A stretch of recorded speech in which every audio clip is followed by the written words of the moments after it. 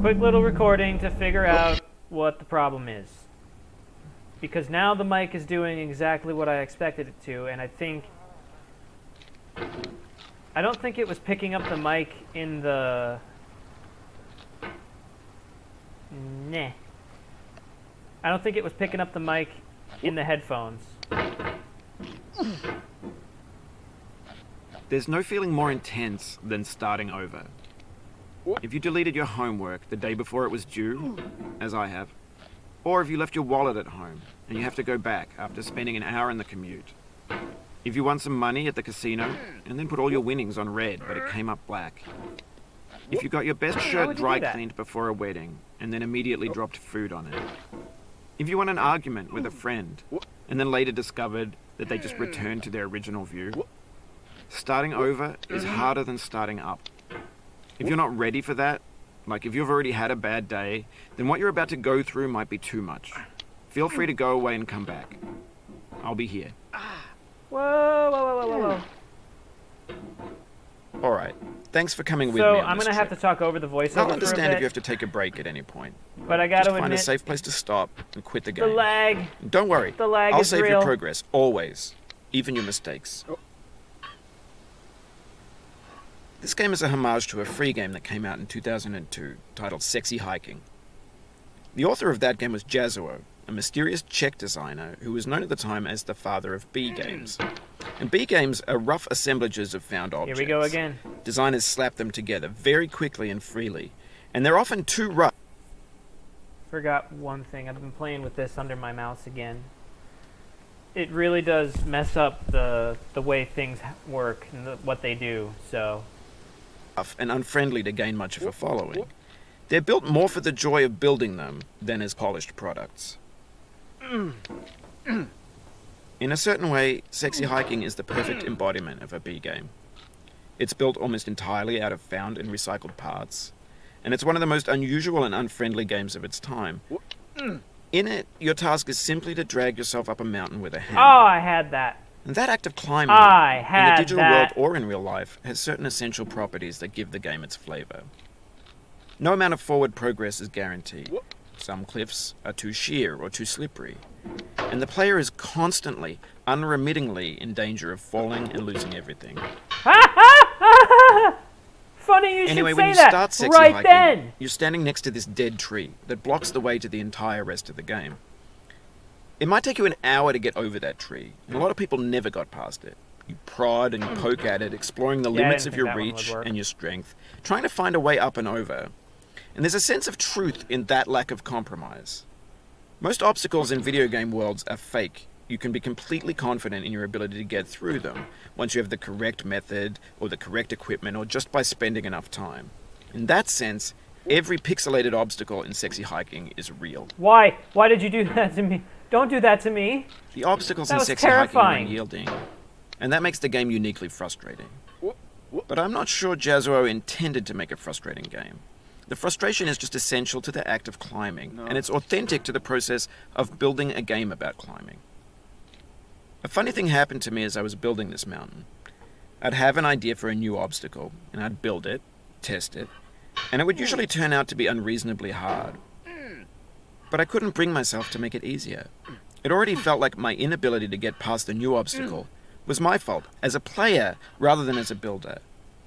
Imaginary mountains build themselves from our efforts to climb them, and it's our repeated attempts to reach the summit that turns those mountains into something real. When you're building a video game world, you're building with ideas, and that can be like working with quickset cement. You mold your ideas into a certain shape that can be played with, and in the process of playing with them, they begin to harden and set until they're immutable, like rock. And at that point, you can't change the world. Not That without one was a breaking little it into terrifying. pieces and starting fresh with new ideas. For years now, people have been predicting that games would soon be made out of prefabricated objects, bought in a store and assembled into a world. And for the most part, that hasn't happened, because the objects in the stores are trash. I don't mean they look bad or that they're badly made, although a lot of them are. I mean they're trash in the way that food becomes trash as soon as you put it in the sink. That was about Things are made to be 80-20 consumed luck and skill. used in a certain context, and once the moment is gone, they transform into garbage. That entire ascent, In the not context just of that last bit. technology, those moments pass by in seconds. I really hope I'm getting through over the voiceover. Over time, we've poured more and more refuse into this vast digital landfill that we call the internet. Whip. It now vastly outnumbers and outweighs the things that are fresh and untainted and unused. When Friendship. everything around us is cultural trash, trash becomes the new medium, the lingua franca of the digital age. And you can build culture out of trash. But only trash culture. B games, B movies, B music, B philosophy. Maybe this is what digital culture is. A monstrous mountain of trash, the ash heap of creativity's fountain. A landfill with everything we ever thought of in it. Grand, infinite, and unsorted. There's 3D models of breakfast, Gen X's fanfic novels, Scan magazines, green screen Shia LaBeouf, banned snuff scenes on LiveLeak.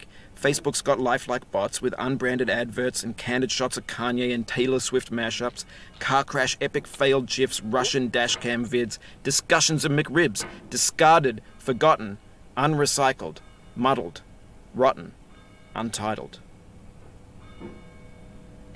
Everything's fresh for about 6 seconds, until some newer thing beckons, and we hit refresh. And there's years of persevering, disappearing into the pile, out of style, out of sight. In this context, it's tempting to make friendly content that's gentle, that lets you churn through it but not earn it. Why make something demanding if it just gets piled up in the landfill, filed in with the bland things?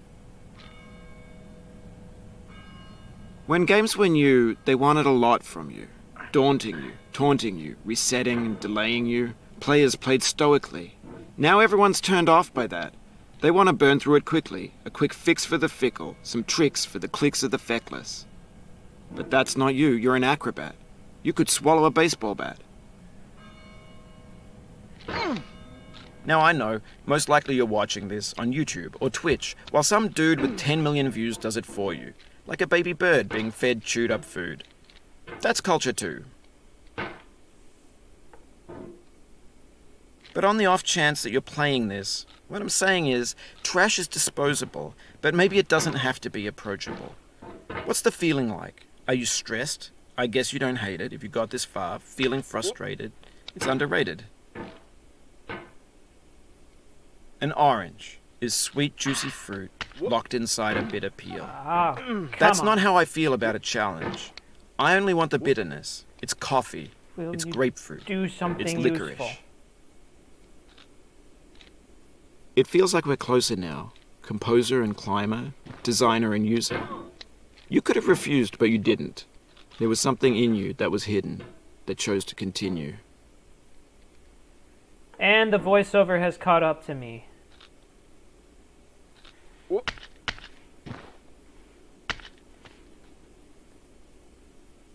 Oh, I missed. I will accept that because I tried to flip the hat as it came back, and it just didn't work. I knew it was coming. I tried, and I failed.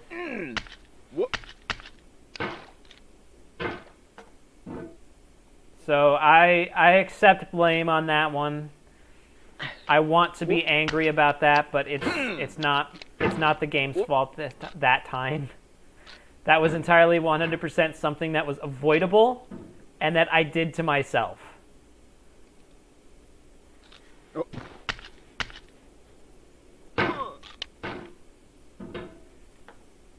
But I feel like I've got enough, so as soon as I get past the hat,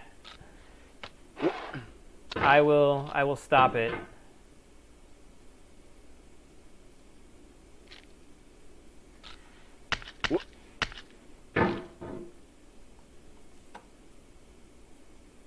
So I got to admit, I don't quite understand why it's taking me so long. I have done better at this spot, and I'm getting better at this way of doing it. But for some reason, whenever I record, it becomes horrible, and I can't do it.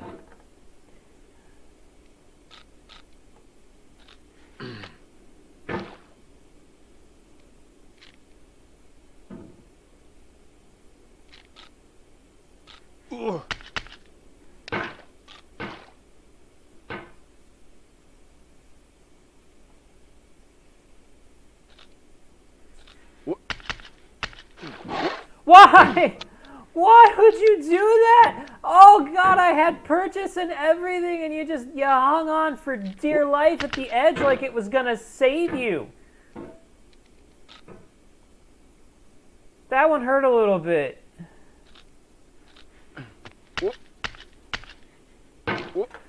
Why? Oh, you just lost a lot of progress. Here? Really? That's a deep frustration. A real punch in the gut. I've also noticed that at least the first 2 times he reports on your lack of progress, it's exactly the same. I didn't expect it to happen here, though. Gotta be honest.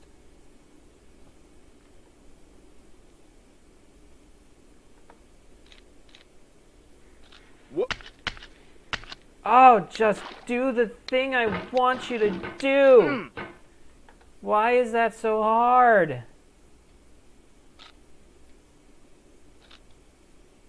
All I want to do is get up the hill so I can... All I want to do is get up the hill so that I can get the hat out of the way so that when I start this up next time, it's not in the way. It's not there. But you won't let me do that because you're a dick. Why do I have to yell at you to get my point across? I don't feel like that's enough. Don't even think about it.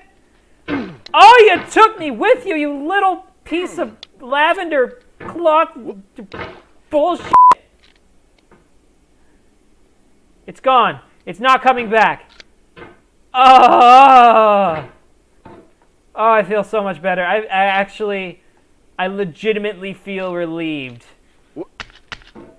Look how much easier that is when I'm not stressed. Oh my God.